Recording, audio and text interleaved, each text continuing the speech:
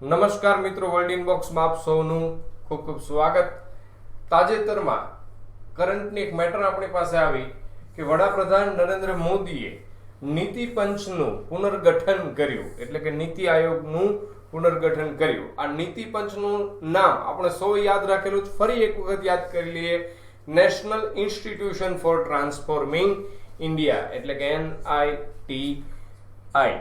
હવે આ નીતિ પંચની રચના કઈ રીતે થઈ તો આપણે યાદ છે કે ભાઈ 15 ઓગસ્ટ 2014 ના રોજ દિલ્હીના લાલ કિલ્લાની અંદર ભાષણ આપતા સમયે વડાપ્રધાન નરેન્દ્ર મોદીએ જાહેરાત કરી હતી કે આવું એક સોવિયત માળખા આધારિત આયોજન પંચ આપણા ભારતમાં છે, જે પ્લાનિંગ કમિશન તરીકે આપણે ઓળખીએ છીએ, તેના સ્થાને ટીમ ઇન્ડિયાના કન્સેપ્ટ આધારે એક પંચની રચના થવી જોઈએ. ત્યારબાદ વડાપ્રધાન નરેન્દ્ર મોદીએ રાજ્યોના મુખ્યમંત્રીઓની એક બેઠક બોલાવી અને તેમની સામે આ વિચાર રજૂ કર્યો કે ભાઈ આ સોવિયત માળખા આધારિત જે આયોજન પંચ છે તેના સ્થાને આપણે ટીમ ઇન્ડિયન કન્સેપ્ટના આધારે એક પંચ બનાવીએ તો કેવું રહે.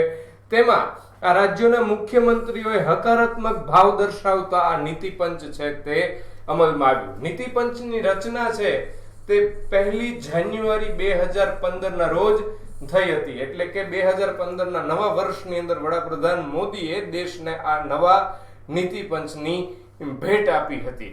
આ નીતિ પંચ વિશે આપણે થોડી માહિતી મેળવીએ, કારણ કે તેનું રીકોન્સ્ટિટ્યુશન થયું છે, તેનું પુનર્ગઠન થયું છે. તો ગવર્નિંગ કાઉન્સિલની બેઠક છે તે મળવાની છે 15 જૂન 2019 ના રોજ. જે નીતિ પંચની ગવર્નિંગ કાઉન્સિલની વડાપ્રધાન નરેન્દ્ર મોદીની અધ્યક્ષતામાં યોજાનારી 5મી બેઠક હશે.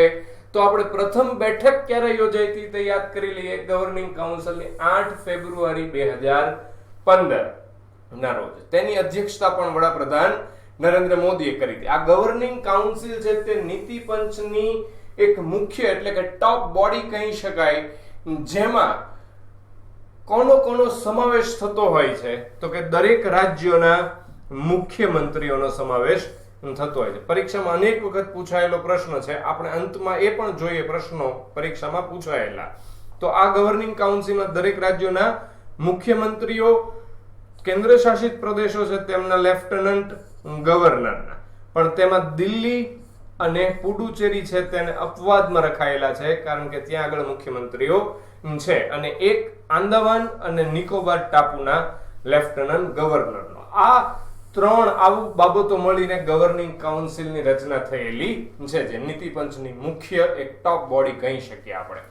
આ નીતિ પંચ છે તેના અધ્યક્ષ છે તે કોણ છે તો કે વડાપ્રધાન નરેન્દ્ર મોદી, એટલે કે હોદ્દાની રૂએ જે વડાપ્રધાન હશે તે નીતિ પંચના અધ્યક્ષ હશે. જેવું આયોજન પંચમાં પણ હતું કે જે આપણા દેશના વડાપ્રધાન હોય તે જ હોદ્દાની રૂએ આયોજન પંચના અધ્યક્ષ હતા, તેમ આપણા નીતિ પંચના અધ્યક્ષ છે નરેન્દ્ર મોદી. ઉપાધ્યક્ષ છે તે અત્યારે હાલમાં છે રાજીવ કુમાર. રાજીવ કુમાર છે તે ઉપાધ્યક્ષ છે. ત્યારે આપણે ખાસ યાદ કરવાનું છે કે પહેલા જે આયોજન પંચના ઉપાધ્યક્ષ પદે નિમણૂક થતી હતી તે નિમણૂક છે તે કેન્દ્ર સરકાર કરતી હતી, એટલે કે ભારત સરકાર કરતી હતી. જ્યારે નીતિ પંચના ઉપાધ્યક્ષની નિમણૂક છે, વાઇસ ચેરમેનની નિમણૂક છે તે વડાપ્રધાન નરેન્દ્ર મોદી કરે છે. પ્રશ્ન પૂછાયેલો છે અને પૂછાય પણ છે. તો આ અત્યારે હાલમાં નીતિ પંચના CEO છે તેમની વાત કરીએ તો અમિતાભ કાંત. હવે નરેન્દ્ર મોદીએ જે નીતિ પંચનું પુનર્ગઠન કર્યું તેમાં વાત કરી દીધી કે તેઓ વડાપ્રધાન પદે છે એટલે અધ્યક્ષ તરીકે રહેશે, રાજીવ કુમાર છે તે ઉપાધ્યક્ષ તરીકે રહેશે, પણ તેમાં અત્યારે હાલમાં CEO વિશે કોઈ પણ પુનર્ગઠનમાં વાત દર્શાવાયેલી નથી કે અમિતાભ કાંત આપણા નીતિ પંચના CEO રહેશે કે નહીં રહે. ત્યારબાદ આપણે વિગત જોઈએ તો હોદ્દાની રૂએ આ વખતના નીતિ પંચની અંદર અમિત શાહનો પહેલી વખત સમાવેશ થયો છે. તેઓ આપણા ભારતના ગૃહ મંત્રી છે. રાજનાથસિંહ કે જેઓ સંરક્ષણ મંત્રી છે, નિર્મલા સીતારામન જેઓ નાણાં અને કોર્પોરેટ બાબતોનું મંત્રાલય સંભાળે છે, નરેન્દ્રસિંહ તોમર કૃષિ અને ખેડૂત કલ્યાણ મંત્રાલય. તો આ 4 લોકો છે તે હોદ્દાની રૂએ નીતિ પંચના સભ્ય હશે. આ જે 15 જૂન બેઠક થશે તેની અંદર આ નામોની વિગતવાર જાહેરાત થશે. તેવી જ રીતે વિશેષ આમંત્રિત સભ્યો નીતિ પંચની અંદર તો કે નીતિન ગડકરી જેઓ આપણા માર્ગ પરિવહન અને હાઈવે મંત્રાલય, સૂક્ષ્મ લઘુ અને મધ્યમ ઉદ્યોગ મંત્રી છે. થાવરચંદ ગેહલોત જેઓ આપણા ભારતના સામાજિક ન્યાય અને સશક્તિકરણ મંત્રી છે. પિયુષ ગોયલ જેઓ આપણા ભારતના રેલવે મંત્રી, વાણિજ્ય અને ઉદ્યોગ મંત્રી પણ છે. રાવ ઇન્દ્રજીતસિંહ, તેમની પાસે આંકડા અને કાર્યક્રમ અમલીકરણ મંત્રાલય અને આયોજન મંત્રાલયનો હવાલો છે. તો આ આપણા વિશેષ આમંત્રિત સભ્યો થયા નીતિ પંચના.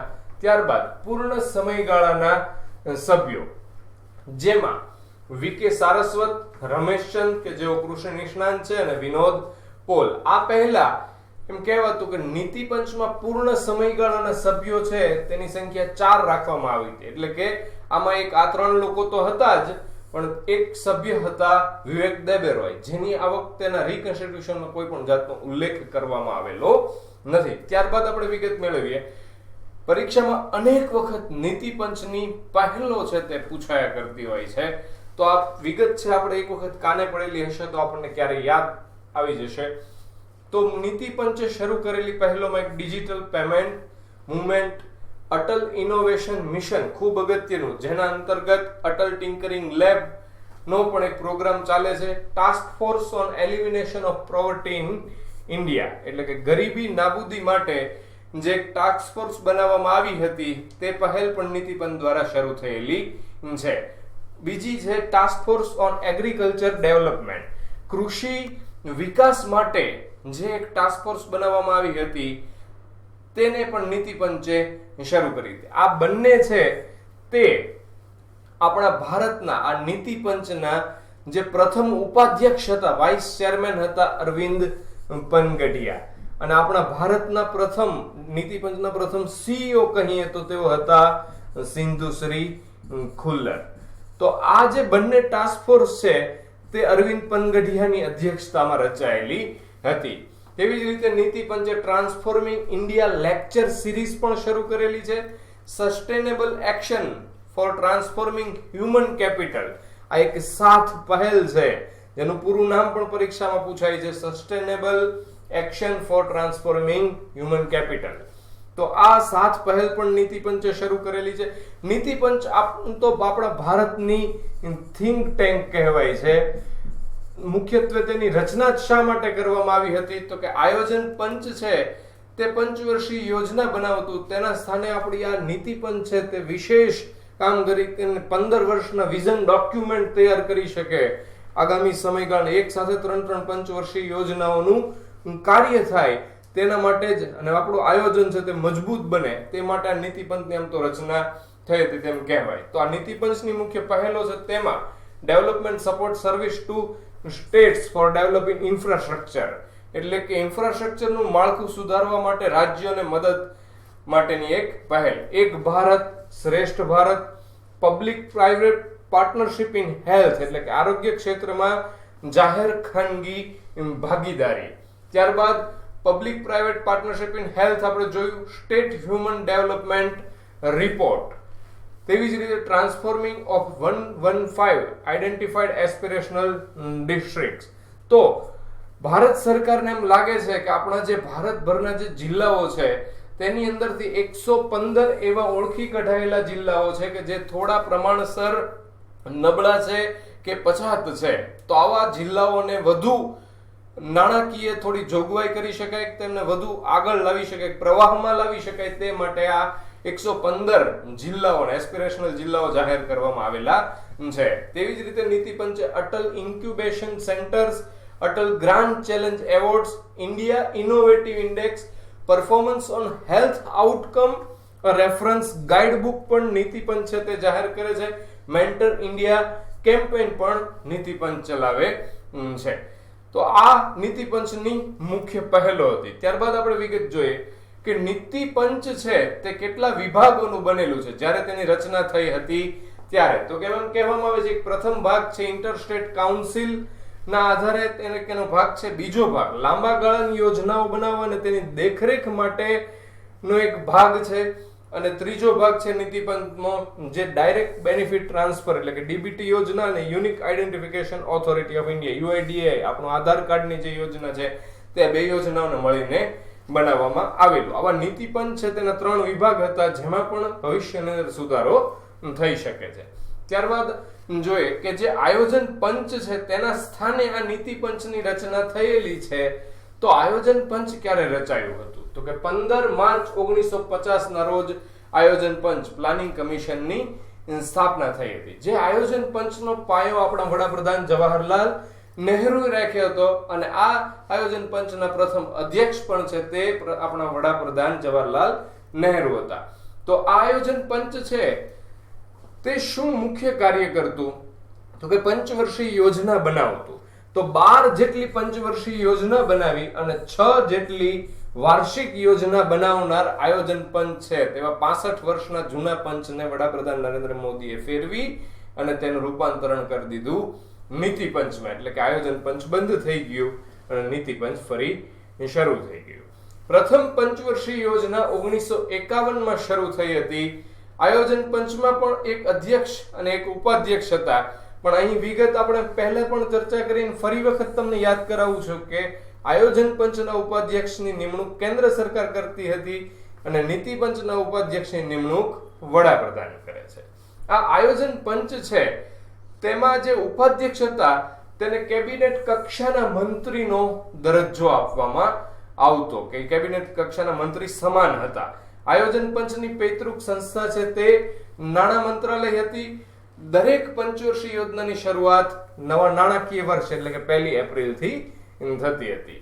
આપણા પૂર્વ વડાપ્રધાન છે રાજીવ ગાંધી, તેઓએ આયોજન પંચને અ બંચ ઓફ જોકર્સની પણ ઉપમા આપેલી હતી. જે આપણા એનડીએ સરકાર પહેલા જે યુપીએ ગવર્મેન્ટ હતી તેમાં પણ વડાપ્રધાન મનમોહન સિંહ એવી વાત કરી દીધી હતી કે આયોજન પંચના સ્થાને હવે આયોજન માટે કોઈ નવી સંસ્થાની જરૂર વર્તાઈ રહી છે. આ આયોજન પંચ છે તેની રચના ભારત સરકારના એક ઠરાવ દ્વારા થઈ હતી તેમ કહી શકાય. કારણ કે આયોજન પંચ અને નીતિ પંચ બંને ગેરબંધારણીય સંસ્થાઓ છે જેનો બંધારણમાં ઉલ્લેખ હોતો નથી. જ્યારે આપણા નીતિ પંચ છે તેની રચના કઈ રીતે થઈ હતી? તો કે તેની રચના મંત્રીમંડળના સચિવાલયના ઠરાવ દ્વારા થઈ હતી. ત્યારબાદ આપણે વિગત જોઈએ. તેમાં થોડા મહત્વના પ્રશ્નો છે. મહત્વના પ્રશ્નો પણ પરીક્ષાઓમાં પૂછાયેલા પ્રશ્નો છે દરેક. તો નીતિ આયોગની રચના કઈ રીતે કરવામાં આવેલી હતી? તો આપણે વાત કરી મંત્રીમંડળના સચિવાલયના ઠરાવથી. નીતિ પંચમાં કઈ કાઉન્સિલ જોવા મળે? તો આપણે વાત કરી કે એની ટોપ બોડી એટલે કે ગવર્નિંગ કાઉન્સિલ અને રિજિયોનલ કાઉન્સિલ એટલે પ્રાદેશિક પરિષદ. વર્ષ 2015 માં આયોજન પંચને બદલે કયું નવું પંચ અમલમાં આવ્યું? તો કે નીતિ પંચ. પછીનો પ્રશ્ન, ટ્રાન્સફોર્મિંગ ઇન્ડિયા લેક્ચર સિરીઝ કોના દ્વારા શરૂ કરવામાં આવેલ છે? તો કે નીતિ પંચ. નીતિ આયોગની ગવર્નિંગ કાઉન્સિલમાં કયા કયા વ્યક્તિનો સમાવેશ થાય છે? તો કે દરેક રાજ્યના મુખ્યમંત્રીઓ અને કેન્દ્ર શાસિત પ્રદેશોના લેફ્ટનન્ટ ગવર્નરો. પણ આપણે ખાસ યાદ રાખવાનું છે કે દિલ્હી અને પુડુચેરીના લેફ્ટનન્ટ ગવર્નરનો સમાવેશ થતો નથી અને એક લેફ્ટનન્ટ ગવર્નરનો સમાવેશ થાય છે. તેમાં આંદામાન અને નિકોબાર ટાપુના લેફ્ટનન્ટ ગવર્નરનો સમાવેશ થાય છે અને ગવર્નિંગ કાઉન્સિલમાં વિશેષ આમંત્રિત સભ્યોને પણ સમાવિષ્ટ કરવામાં આવે છે. તાજેતરમાં એક મુદ્દો પણ ચર્ચામાં આવ્યો છે મિત્રો, તેને પણ આપણે ખાસ જોઈએ કે જે આ 15 જૂનના રોજ બેઠક થવાની છે નીતિ પંચની 5મી બેઠક છે, તેમાં પશ્ચિમ બંગાળના તૃણમૂલ કોંગ્રેસના જે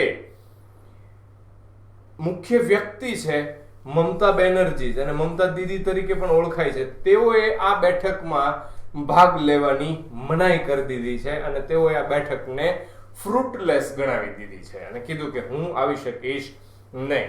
ત્યારબાદ આપણે પ્રશ્ન જોઈએ કે હાલમાં નીતિ આયોગમાં કેટલી વિંગ કાર્યરત છે? તો આપણે વાત કરી કેટલા ભાગોનું બનેલું છે નીતિ આયોગ? તો કે 3. ત્યારબાદ નીતિ આયોગ કઈ બાબતોમાં સલાહ આપશે એવો પ્રશ્ન પૂછાયેલો છે? તો કે ગુડ ગવર્નન્સ એટલે કે સુશાસન અને વધુ સારું વહીવટતંત્ર. ત્યારબાદ નીતિ આયોગ ભારતમાં ક્યારથી અમલમાં આવ્યું? આપણે વાત કરી કે 1 જાન્યુઆરી 2015 થી. પરંતુ તેની જાહેરાત ક્યારે થઈ હતી? તો કે દિલ્હીના લાલ કિલ્લા પરથી 15 ઓગસ્ટ 2014 ના રોજ. નીતિ આયોગના નાયબ અધ્યક્ષની નિમણૂક કોણ કરે છે? તો વડાપ્રધાન. આપણે ફરી વખત યાદ કરીએ, પૂછાયેલો પ્રશ્ન છે. ઇન્ડિયા ઇનોવેટિવ ઇન્ડેક્સ કોના દ્વારા શરૂ કરાયેલ છે? તો કે નીતિ આયોગ દ્વારા. નીતિ આયોગ દ્વારા એમ શરૂ કરવામાં આવનાર છે તેનું સંપૂર્ણ નામ શું છે? Atal innovation mission. મિત્રો આ શરૂ થઈ ગયો છે. જે દિવસે પ્રશ્ન પૂછાણો ત્યારે આવો પ્રશ્ન થયો હોય એટલે આપણે અહીં આ રીતે દર્શાવેલો છે. જે શરૂ થઈ ગયેલ છે અને એમ છે તે નીતિ આયોગ દ્વારા શરૂ થયો, જેનું પૂરું નામ થશે અટલ ઇનોવેશન મિશન. ત્યારબાદનો પ્રશ્ન કે performance on health outcome a reference guide book કોના દ્વારા બહાર પાડવામાં આવે છે? તો કે નીતિ પંચ દ્વારા. ત્યારબાદ કયા વૈશ્વિક સહયોગી નીતિ આયોગની સાથે 7 યોજના ઉપર કાર્ય કરે છે? તો કે મેકેન્ઝી એન્ડ કંપની. જેઓ વિદ્યાર્થીઓને માર્ગદર્શન આપી અને ઉછેરી શકે એવા નેતાઓને જોતરવા માટેની વ્યૂહાત્મક રાષ્ટ્ર નિર્માણની પહેલ મેન્ટર ઇન્ડિયા કેમ્પેઈન કોણ ચલાવે છે કે કોણ દ્વારા શરૂ કરવામાં આવી છે? તો કે નીતિ આયોગ દ્વારા. આ દરેક પ્રશ્નો છે તે વિવિધ પરીક્ષાઓમાં, આપણે ગુજરાત સરકારની વિવિધ પરીક્ષાઓમાં પૂછાયેલા પ્રશ્નો છે. થેન્ક યુ મિત્રો.